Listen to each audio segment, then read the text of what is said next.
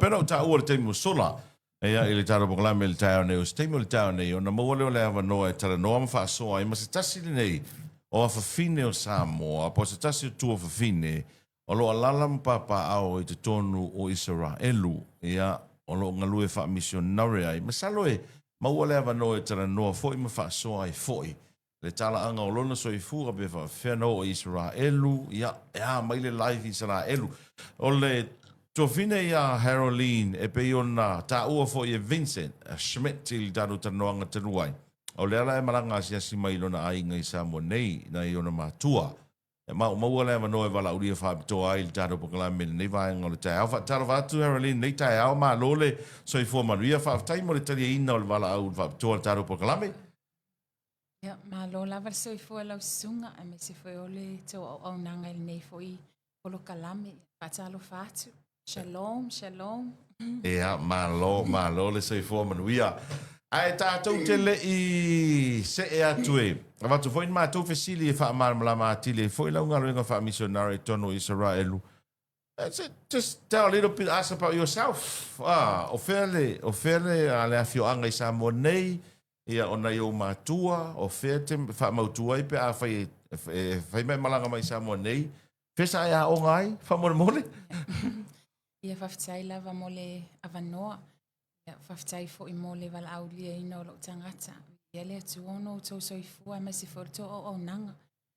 O lo ingoa o Harolene Gasologa, Fotuma'aliipule mai vai e sa fata. Ia ma satapuala.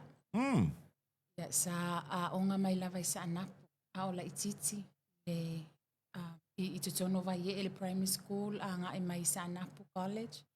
Ia na o mai le i vai singano i le kampaina le ale taiti. E whakasa. Ale whakasa. Ia na whaawau leo o ngai Amerika Samoa i le kolisi Amerika Samoa. Ma o atu ai lava i Amerika. Ia ai le lau whai umai loa i Ierusalema. Okay. So o lo tama mai sa fata po o tatapuala o lo tina. Ia o lo tama mai vai e sa fata. O lo tina mai e sa mai satapuala. Okay. Harolene, wha pe whena e o Israel? Ia, whaftai lea tu au te iloa e so se tangata so i fua lava. A lo nei fo i tangata. Iai wala awa lea tu ai tatou o langa. Te tatou fo i o le fofuanga lea tu ana o atu ai fo i Israelu. I se tasi o Misionare a Samoa fo i. Ia o se tina fo i sa walolona tautua i te o tatou tunu utono Israelu o e seta. Ia. Tui maleli i whano.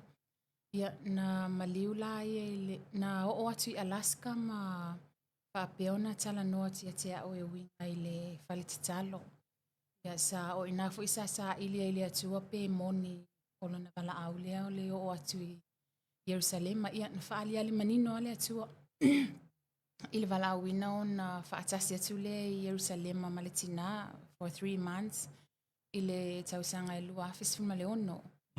Ia ona a mata lava leo na le imuta le alu.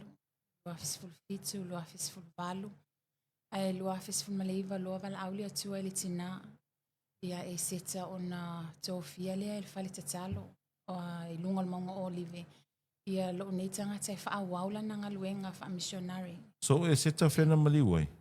Na maliu Amerika. Okay. I na sau i whafofo i e asi a inga ia e lava mea na tupun whailona tautonga. Ia. Ia ma papeona iwa ia le tina ia ona filifili e maliu la ia lawa ututonu Ierusalema. Na sau whailona tautonga e ualu atu e whaawaula na ngaluenga se i toi fo i atu. Ia ai pita ele i toi fo i atu. Ia ona tofia lola ia le au ona le atua. Ia au e whaawaule ngaluenga. Ia o mai la te minei. Wow. So o ngaluenga la o ele whaitono Ierusalema o le tatalo. Ia. Ia lava. I lunga o le munga olive. O ia whale tatalo e ta o le Jerusalem House of Prayer for All Nation. So se atu nu u lava. O atu e tutu whaapulvanga pe tutu le vā mo Ierusalema. Ia ai mai se fo i o lo lava atu nu. O le ngaluenga lana o le o whaia e le o muta o le 24/7 e te talo i nā ima na onga o atunuu, o e ka lesia, o a inga. Me se file mo Ierusalema. O le ngalwenga lana o lo whaatino. So o lunga o whare te talo le te tā ua Ierusalema e te nofo ai mai whaamautu ai? Ia, o lunga lava o whare te talo, o iai lava ia whale e no nofo ai le au te talo. E o anga i le pito i lunga e te talo ai le pretawa a o isi vaenga o le whale no nofo ai le au whenga luenga. Na o Samoa? Ia, na o lava le Samoa. Ai ei nisi tangata o le Pasifika? Le ima se isi o tau sanga le nte ana ia isi uso mai Papua New Guinea. Ia? Ia o taimi nei wa wha wa uma fo ilana ia au nanga. O tau sa ili lava fo inisi o Pasifika e o atu. So your whole life over there, ngal kakaloa? Ia. E pisi o leo langa wa e te lema na o ngā atunu. E tau fo ilau na mataala ma e le ngata o te talo ia ai e mwhai fo iona o i tua e sosoani tangata o lo mana o mia sosoani. I utaia po a rapi. E tā fo ia nā peli po le la aulea tā vita o le tono Israelu e Maselena na o e tā lai tā la auna. O man whamatala e Vincent, o leo langa ma le soifuanga whaafita-fita o alenga lue le UN. O leo langa ma le soifuanga whaakirisiano le te soifua ai. Whapei? Se o langa e matangofi e tele. E mawalunga mai o iai le mawhaiona o tu e whaatustusaina nei se isi o langa e se mai le o langa au nei tono Ierusalema. E le ngata fo ina o tono Ierusalema le o langa lata i le atua. Okay. Le tele o taimi wa mawhau lava i le li ima wala au. Lana folfola le o langa. Matangofi e le mawhaia upon whamatala le matautia ma le matangofi o le atua o lo o uwaaia. O se atua alofa e moni mwhaamaonia na awhionga. Okay. O ala kaimi e te talo ai? Any time o pe specific time e ke kakalo ia o ia? E a whapeto o la iti au whinga ruenga wa iai. Ia e tuwha ia i tū la se ilonga e a tolus fulfai tū la e iri tei me ono i tū la. La e te tutono o whanatalo na oe. Balu i tū la e o le se fulu i tū la. A o le tei mi whapitoa lava mo le atu Pasifika o te tatalo ai. Le ono i le tae o ana i le valu. So o le tei mi la na ia Ierusalema. A o le tei mi a tātou pe o le lima i le afi. Okay. I le ono fitu. Ia, le fitu. I le pō. I le pō. Matango fie o wā o le taimi fwina le whai ngā lotu a tātou. So le tau te wheloa i umai i lumo le nofoali i le taimi na la fwoi e te talo mai ia mātou ia o mo le Pasifika ma Samoa ia. La fwoi te talo a te tātou i lotu a fiafi. Mana ia. So le taimi nei a Harolene o le wa whai le taua. Le avo e alua le taua le taimi le nei. O toi se fe Ierusalema e vaenga ia e te whaamautu e? Ia. E ia le tarito nunga ma walunga e whaamalumalu a le atua ma puipui le atuolo na Ierusalema. O loo sefe ma to tele fo itangata te talo. Tarito nu loo o me fo ina lai umaua i le atua i Ierusalema. Wa na ia tua ia le mamalu lona suafa. Tonu Ierusalema. Sa utino tua u ia sefe. Ia te awa ia maanga ia tūle e fo le whatua tua ia sa uma. So how's life over there compared to your life sau ke visit ngai Samoa? Ia tu lo lava le ngangana o te tau tala sa o tu lava o ia pe o Ierusalema pe lo te lunga wala tala te le langi. Ia o sau Samoa pe lo watu. Pe lo me mai nai lalo. Yeah, o kala vai ngā vince dia. You know, the same thing le vai na mense de vince dia. Ai e le afaina e sila fia le atua fo ilana ia faatulangana i le sisinga o le tūlanga o le whaatuatua so se atunu. So, ia, o le peo le mea nau te misia i Ierusalema le tele o taimi. Yeah.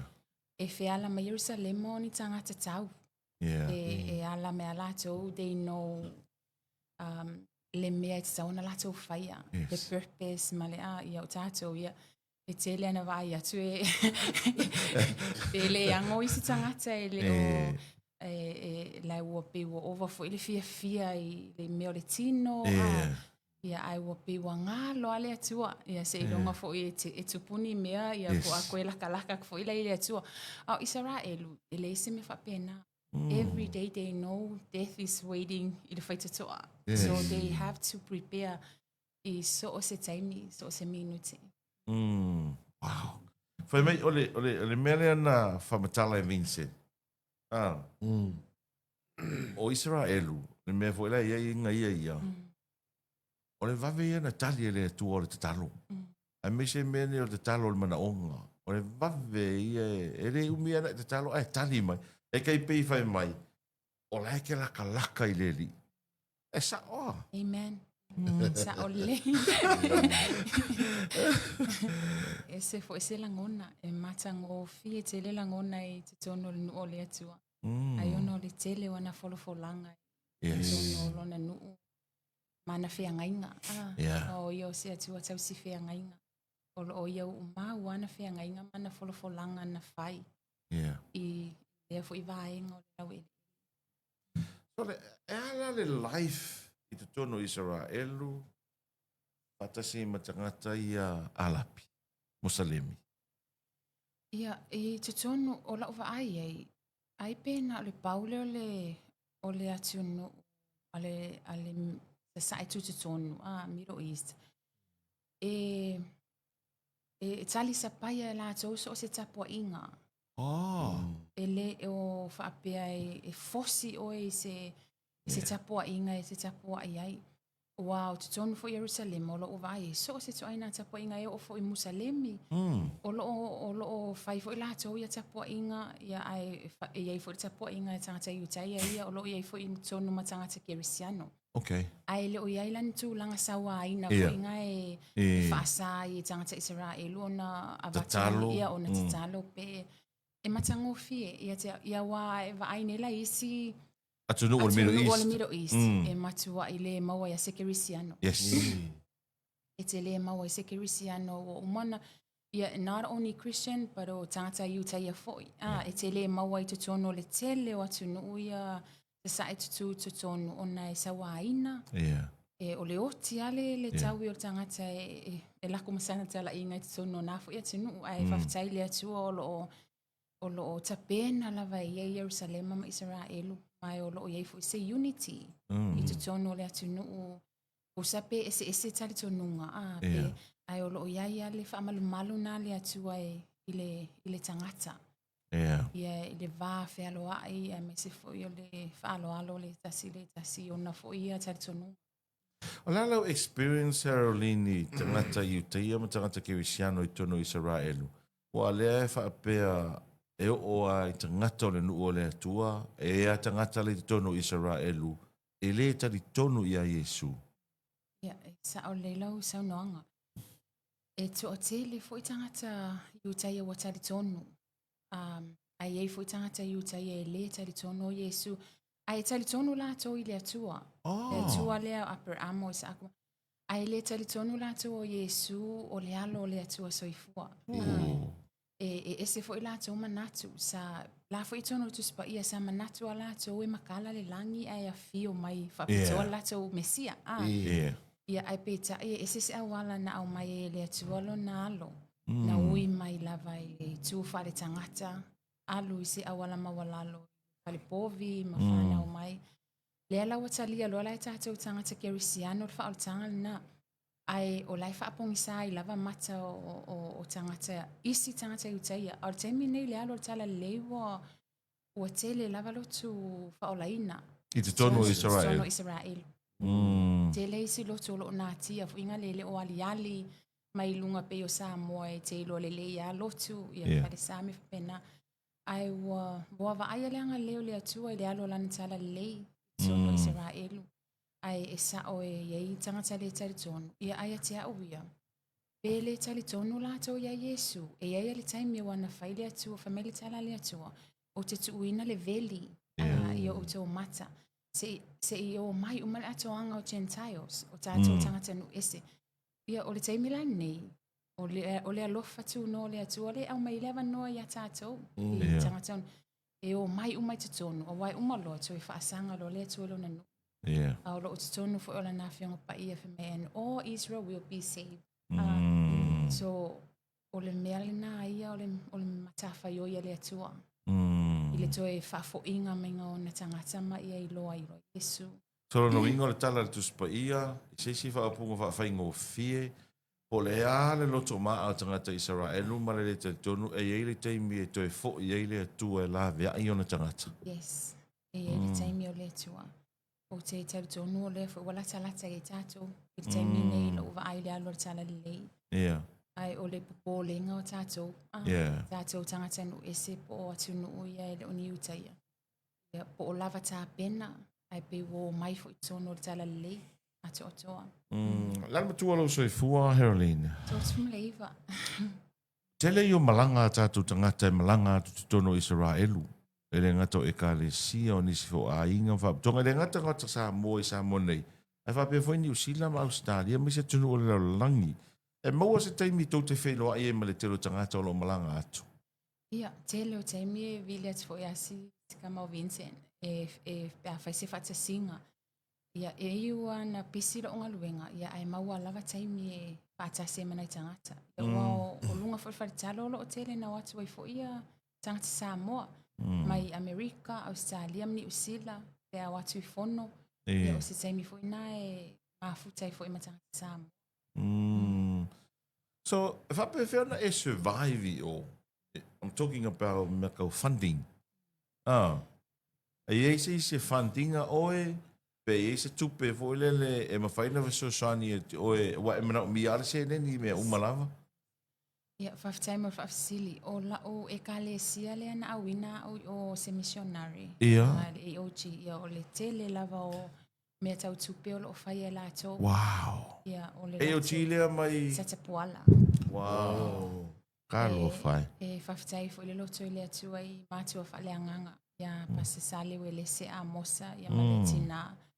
Ono le wala au a le atua na la tali ai. Yeah. E lango ina le Misionare Israel. O le tele ala o mea tau tupe mana o mia. Ia, e whafso ta i mai lava ia la ua. Ka lo whai. Ai, e whai male... E tali sa paia foi. Ona ua malama la ua o le whaamanuia ia Israel. Whaamanuia foi le atua iai. E pe o le... I o isi foi mea o lo ainga. O mana o mia lava au ia se tupe e vili lava ia nei tuangane ia mausu foi. Salo o le mata upu lea e pe tau maare ale le titi nei Samoa, Harolene. O kilo kalangoe me kau porkiki. Ai... O le whaina tupu le stasio a o ngā lena whalea lea ele fua a Israelu te tono Samoa. O le hauti mara malama na iai foi le group sa iai mo Samoa e ta o le Prayer for Israel. O le anu tani tonunga, wala ngai pi ese le tani tonunga o tangata Samoa, e pi tau le awaini si le whalea lea fua le fua Israelu te tono o le tātou o tonu. O la anu tani tonunga ma se mafua anga. Ia, i lo utari tonunga o se mea i te tāwai. Ona whaalea lea lava le fo Israelu. Ona i le isi atua na tapua e Samoa. O le atua Israelu. Le ana o mai lana whaaolatanga. I lona ia te au ia. O ai ona o le malamalama o tangata i le upu. E mafuai ona te ena ia le fua.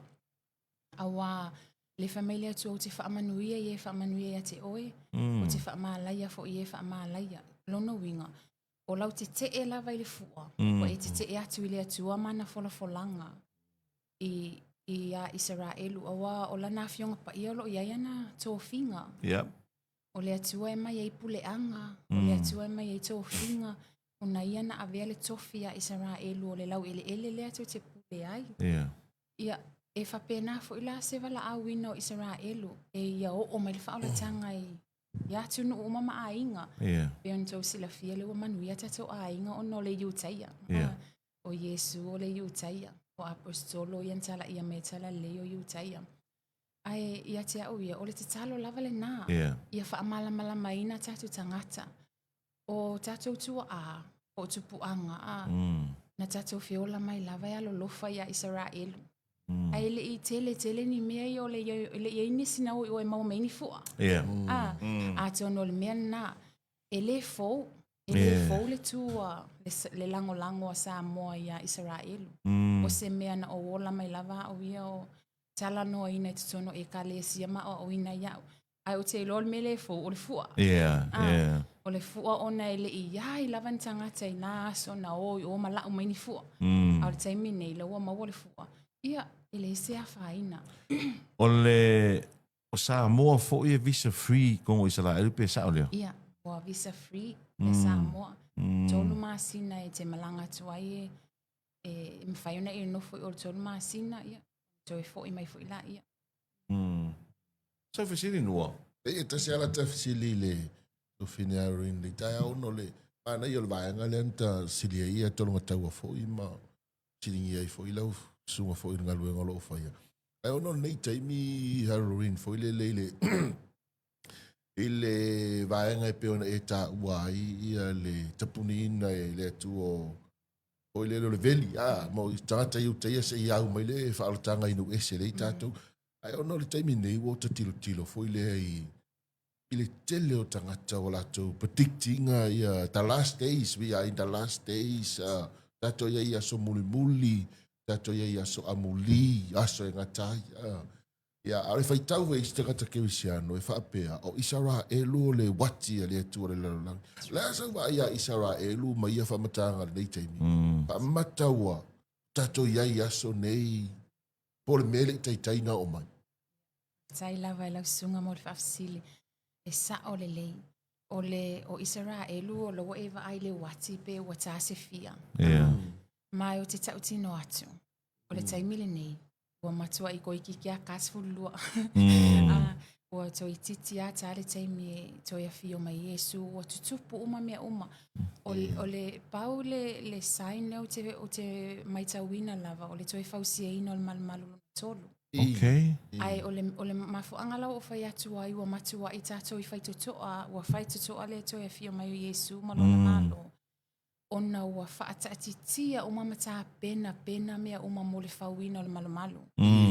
Pau wale mea le whaatali au Israelu fo i ami ngoi ele atua lava si tau sanga i fai ese mea. So o le mea na o vaava ai e ua uma o manata pena ia le mea fai ele malu. Ai sa o le lau saunoanga e o fo i la i le isi sain muli fo ia le te tono tispa ia. Na te toi whaafo i atu tangata i taia i te tono o Israelu. Talo na amata le taua ua matua i oval miliona tangata e toi fo i atu. Oval miliona? Ia. Toi whaanga solo ua toi avatu umai le atu ona tangata so o le mea na le vava ai e fo i o wai umatu lo fo i tangata i tono. Ia. Tato te leilo le isi uva le atua. I tangata. E whamtalanga o le tala voile le tuspa ia le toia fio whaalua mai e sua waipe o le mena le tali o mai kerisiano. Whea tono Israelu le sautu wai vai o le li whaola. Ia o lunga le maunga o olive. Le te iai? Le te iai. Amu ia oi. Wawal kalanga kuspa i o lunga le maunga o olive. Amu ia foi o lua. Awai, whai mai le whetalainga Yesu le fine Samaria. E o mai yaso. Wa o mai lava. E tau tele to e tapua i mai le atua i maunga o Samaria o le maunga o Ierusalema. A o e tapua i atu i le atua i le anganga ma le whaamaoni. So longo winga o le maunga o olive fo i le te lua tu ai. Pe a whai wa lua talia ina Yesu. O le vainga fo i le tai pe fo i mele na tala noi ma Vincent. Le fo i whaftai fo i ai le ri o mo le ava noi whaasoi ma le tofine. O le langona ma le feelings o koule ko kongu o Israel. Kuso o le o kou kami solo ma kuko vai mea ngā whēru wa ia Yesu. Yes. Nā koe ngā alangona te langona ina. Ia, whawhitai lava. E le mawhai e upona whamatala. Matangofi, kusau i ngālo ke wa ai au ia o se mea matangofi e te lele langona ina o lona mamalu. O lona mamalu. Ia, e mai se lava la ia le ketse mane I taimi au te anga e ketse mane whai tau tuspa ia mama whau. I whetalaina Yesu I wa kau sau le whaki. O Yesu taimi na i loa Yesu la o mai lona taimi e maliwai. Na tawhi toto ai fo I ngā le whanua I ketse mane. Au le matango fie ia whai mai lana tau talanga muli. Ai au ane I whai alo loto. Ai ia whai lo fina ngalo. So pe o le tele na o mea usavali ai. Pe o le Bible comes alive. Le wo koe ola. Pe le tisi tono le tuspa ia. Le ia ma oe te tono tusinga neima. I le taimi e savali vale ele no ole atua toe. E wha manatu mai ele atua mea na tupu. A o fia fo ile mea le te anga ia na iai. E se taimi o le soifuanga ma le o langa I tono Israel. Harolene te tau wha vai ai le. Nā luenga wha misionare le te nei te talo? Tele taimi. Tele taimi e kaukongi solo. O tātou tangata ola e langona. E taimi e ti ngā ai. Ai peo I nāle whātua lau tala le matango fio le atua. I lona mana. I lona mana le e o I lo loto taimi o te ti ngā ai. E to e ala mai le stai au. Ia wa fo I le loto. Wa fo le manatu. Wa fo le malosi. Peo le meana le whātua I lona matango fio.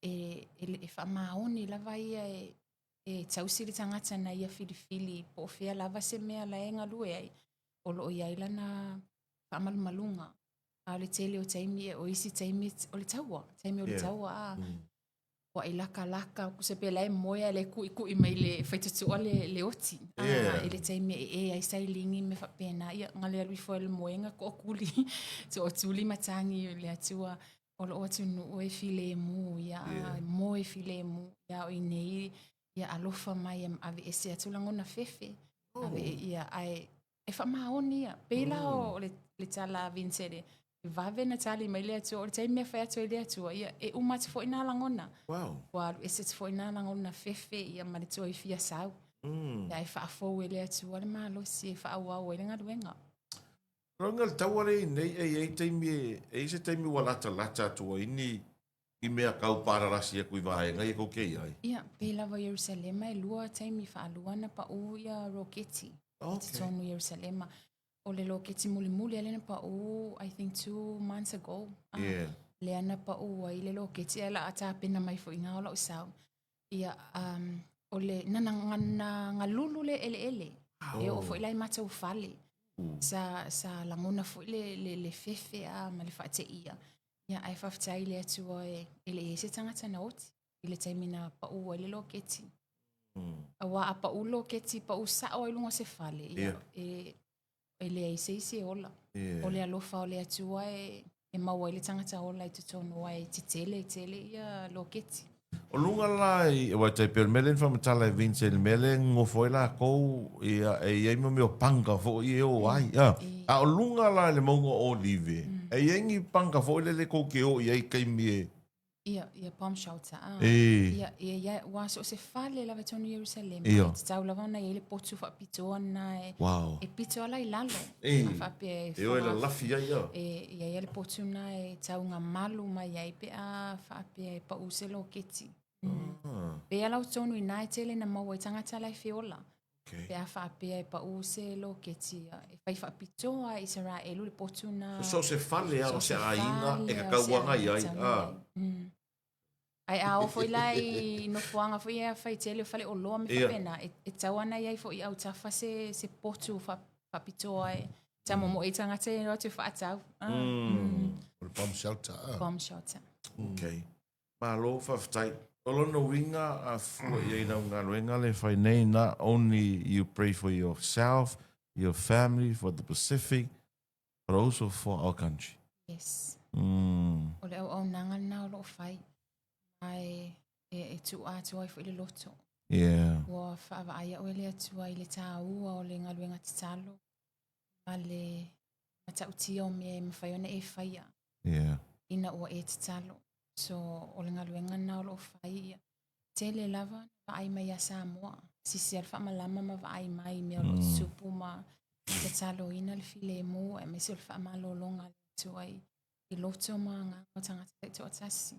E mesi fo le Pasifika. Okay. Awa pe ona saunoa fo le sunga o le wati Israelu. Yeah. O ke vaai ala le taimi le wo o ia Israelu. Ma o te talo ina ia Pasifika ia tāpena. Yeah. Tāpena pena lava e wai whaite toa le toe fio mai. Lua isa se fasili. O le filmu muli a e se message mo le tu. Yeah. Mo le Pasifika fo i teime talo ai. E mare va marsia. Ya me sta to ni sa mo. So tato tu. Whaftai lava. I o te fio whaitau la le whiau. Mai le whaftai fo i a o lua ona o lua au nanga. O le lua Timoteo. Lua Timoteo o lam ta upu mua. O te fia whaamalosia tu whaamalosia Paulo ilo natali i whaaleanganga o Timoteo. Ai lela o te whaitau ina mai le mofe mai. O Paulo o le apostolo ke riso Yesu i le fina ngalo. O le atua e tusa ma le folofolanga le ola o loo iai ke riso Yesu. Ia Timoteo lo watali i pele. Ia ia te oele alofa tu noa, ma le alofa ma le manuia mai le atua. Le tama atoa ma ke riso Yesu lo tātou ali. O te whaafetai atu i le atua. O le o te auna iai ma le loto fuatia ifo. Ua mama e pei o tupuanga. Tupunga. Ina ua o manatua oe e lea unoa ia u whaatonga i le pō ma le au. O lo o u whaanau e whailoa i ma oe, a wā ua o manatu i ou loi mata, ina ia tumu a iau i le oli. Ua o manatua le whaatuatua whaamaoni ua ia te oe, sa mua i ia loi o le tina o lo tina, a toa ma eunike lo tina, o lau ta ofi, o lo o ia te oe foi. O le mea lea, o te whaamanatu atua ia te oe, ia toe whaamumu le mea lofa mai le atua, o loo ia te oe, lea, i le whaai e atua o 5, a wā ua lefoa ina mai e le atua ia te outou le anganga e matau ai, a o le anganga e whaamalosi ai, ma lofa, ma pū lea i o tātou loto. Yeah. So, e matangofi e te lele upuntu e le atua lo loto le nei aso. O te moli atu i a aio fina ngalo ma loto sa moa le atu nupele. Le wha manatu mai Paulo i lo natali o Timoteo wha mai. O te manatu le wha atua wha maoni wa iati oe. O tātou tupuanga ma tātou tua na wha awaeina sa moa o ni tangata wha atua. Na latou whausia ina sa moa i le wha atua. O latou wha atuanga i le atua na latou maua i nai manuia leo wa tātou wha awau lava nei taimi So, lea le mai na ia loi, na ia eonike. O lea ngā tupulanga le tina, ma le tina o le tina. Ai leo tue whamanatu mai le atua Samoa, e le ia mai le atua se anganga tātou ti whiwhiwhi ai. E tele o whaafita au le o loo vaaia o loo ui e si o tātou atu nuu. Ai o te tautino atu, a whai na whai le atua ia Israelu. E mawhai fo e na whai le atua ia Samoa. E ele mana o lona toto, e ele mana o lona suafa e o elana whaamalo longa, i loto ma nganga so o se Samoa, o mana o miele fisosoani. Ia au le whautuanga, ia po se upu mai le atua, to e whaamumule me alofa. O le whaatuatua. O Samoa se atu nuu whaatuatua. Moni lau. O te mika mita Israelu o le Samoa. O ke le whaapeo ke Israelu lo ufia Israelu. O ke sa vali ma lo o mita. O o le Samoa. O te iloa fo ia utu maanga wha Samoa. Ai maise lava. E maua lunga lava lo o mita. Ona o le whaatuatuanga. Na o wola mai lava o se atu nuu wha o laina. Yeah. O se atu nuu e ilo o ma Yesu. E ilo Yesu ke riso ia o le fesili. O Yesu mafutanga la lata o ma Yesu ke riso. Ia pe o se upuna le whamanatu mai ele atua. O loo ia tātou ono le sa tau ave mai e tupulanga. Yeah. E tupuanga. Yeah. Le fo ila wo o mai tatou tupulanga. Ia e tau nto e whaamumu. To e whaamumu le afi o le whaatuatua. Ia e lofa mai le atua. Thank you so much. Whaftai tele lava Harolene mo le whaamalo si au fo i le tātua tunu. E mese fo lau ngā ruenga o le e whai o le whato ai loa atu le tō tele. O lai engi sa moa, o lai no nofo i sa la elu matatalo mai nei me tu tupu i nei. Te kaua i lunga le Facebook, ala i inga ngaka lai ka kalo mai. Toto tasi alau fesili. E ieni tangata i uteia man tangata Israel. Fo i lea e fesili a oe. O fea me ki sa wai, o fea me ei sa moa. O le ala ko response ya oe. Ia, e tele lava. Tele te meo te savali atua i lunga o le street a Ierusalema. Ai fesili mai fea te sa wai. Ia tau sa moa kua le iloa po fea o lunga o le mape. Ia sa moa i o na langa mele o lo telefoni su ele whawhanua ma tusi ai le mea o lo ia sa moa i o le o se periota e le iloa atu. Ia e malingi la tau lo i mata. Fe mai le la tau tala. Ai se ame upu tau ai tele alu ese lava mai nei. Mau ke wa aia kua ia o e te savali mai ai tele o te imi e kele o alu ese. Atu onga o ke alofa i lo watua. O le mafo angana leo te ia i nei o na o lo watua ni filfilia o te talo mo o tau so pe kau, pe le tau. Ia o ke ku pe i. E malinga i lala tolo i mata fo inga le fe mai kua ofo ala tau i le alofa o le Samoa, i le alofa o le tangata kerisiano. Ia le atua o lo o fai ia lo nei fo i tangata ma tangata Samoa i malanga atu. Ma ni tau au, fa amawhanawhana. Wa le upuna le atua me ia utou fa amawhanawhana atu lo nu. So o le tatou savalia o lona lau ele. O lai o tatou atu e fa amawhanawhana atu ia Israel. Many are with you than those who are against you. So how's life in Kongo Israel? Compared to Samoa kai perwaka inga. Usua ngevar kai au. Alur ko inga ele mariu. Alulu makua falalanga. Ia o isi maumanga, o isi ngā kaifale, o mai isi whangongoka. Ia. Whawhia Israel. Ia, a ewa aine i leo langa Talanoaga tu lava i leo langa wha iutaia. Ia. Wa le telena o tangata o lo. E whiala mea tangata e olo le sinagog. Sa wawali le mele te talo ai. E peo le mea na e whaila utala i le whamaoni o le atua o inga le i tangata. E whiala mai ama na tua la tau le atua. E sa wawali le uole e tapua i aima. Ai e sa o le lei o lona e senga le na Israelu ma i nei. A o le o langa i Ierusalema. E matua i matata o a tangata. Wow. I le atua lea na awina mai ia la tau i fafo ma ai kupito. So o le o langa na i tonu Ierusalema. Mea fo inga e maua aile, o lo maua alfa tutuanga o iutaia. Ono ni tangata e fi nau, mau ni tangata fo le upu. La tau te whaita wina e vea eva aine i tangata iutaia i taia uma. E kope ale sa vali a ela vea e ke le lea le whainga. Ona ele o iese taimi o la tau mo se isi lava mea pongi sa o whai pongi. Pongi maliu. Ai whila leo langa le iutaia. A maliu le tangata. Wa te leo tangata maliliu o le taua. Whainga le nai fita. O se matua foi. A maliu. Ele a toa se tolu ni aso e tu uai. Se ibanga nā lava o ini su enga. O na tau fi umi lea. A o tangata iutaia ia a maliu. Ele umi ana maliu ai tu ai teu loa la tau. Because they know o le alesi me mwhai ona tau whai ia o Samoa. Ia whaatalitali ai lava, whaatalitali ai lava. Malo whaatai tele Harolene, sai ma le whaasoa nei tae au, ele ngatai na mawai fo i le mālama maanga o tāru tangata.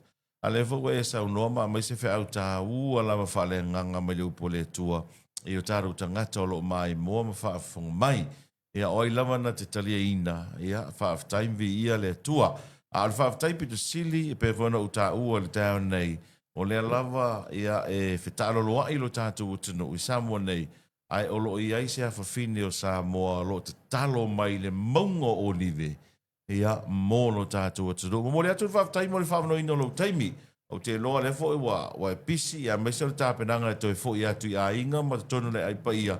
Ai whaatai le tua o whaavaina nei a wheloa inga. Ia a tonu fo i e eise se teimi o iluma. O le a mawai statu wheloa inga ma se foi Talanoaga whaupopo ai whaafetai tele ia mo lau ngā ruenga o lo whai. Ia me se foi o le nei tai au sai ma le whaavanoina lo teimi, Harolene? Tai fo i mo le wanoa. O mwhai fo i ona tautua ina si o tatou atunu uli nei fo i tai au. Ia e mole atu fo i lau whaftai au te talo. Ia o whawhia ngainga mo latou whaletua i so o se whatawhai taulanga. O lo latou tapua ia le ngaluenga wha Misionare. Not only Misionare tono Israel. Ia ai so o se Misionare i te tono atunu. Ia whawhitai tele la utou tapua inga ma la utou te talo. Whamanuia tele le atua i le tau o nanga. After, thank you.